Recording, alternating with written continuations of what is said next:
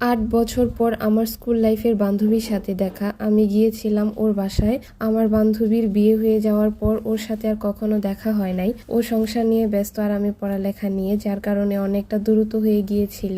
তো ৮ বছর পর অবশেষে আমি ওর বাসায় ওর সাথে দেখা করতে গিয়েছিলাম।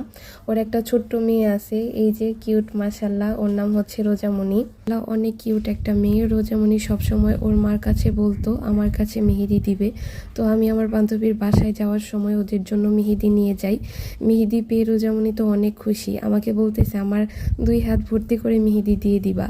তারপর ওর হাত ভর্তি করে মেহেদি দিই। ও তো ছোট মানুষ, সবসময় ইনস্ট্যান্ট মেহেদি দিয়ে অভ্যস্ত।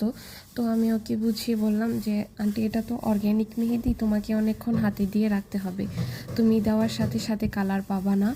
আর এটার অনেকগুলো নিয়ম আছে, তুমি কি নিয়মগুলো ফলো করতে পারবা?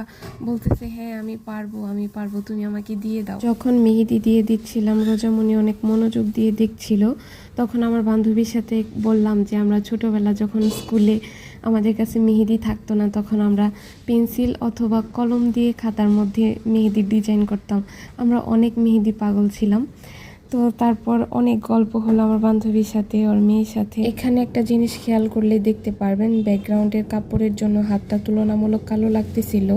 তো সাদা কাপড়ের উপর যখন আমরা ভিডিওটা করতে যাই তখন হাতটা কালো লাগে। বারবার বলতেছিল আন্টি মেহেদিটা অনেক সুন্দর হয়েছে, আমাকে কখনো এইভাবে কেউ দিয়ে দেয় নাই, তুমি আমাকে প্রত্যেক মাসে মেহেদি দিয়ে দিবা।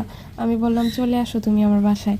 বলতেছে হ্যাঁ আমি মেহেদি দেওয়ার জন্য তোমার বাসায় চলে যাব। ভিডিওটা অনেক দিন আগের ছিল, সময়ের জন্য এডিটও করতে পারি না আর আপলোডও দিতে পারি না।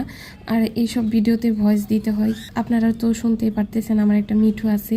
আমি যখন ভয়েস দিতে যাই এত বেশি চিল্লাচিল্লি করে, যার কারণে আমি ভয়েস দিতে পারি না। বাসায় চলে আসার আগে আমার বান্ধবীর হাতে একটু মেহেদি দিয়ে দিই, ওটার কোনো ভিডিও বা ছবি নেওয়া হয় নাই।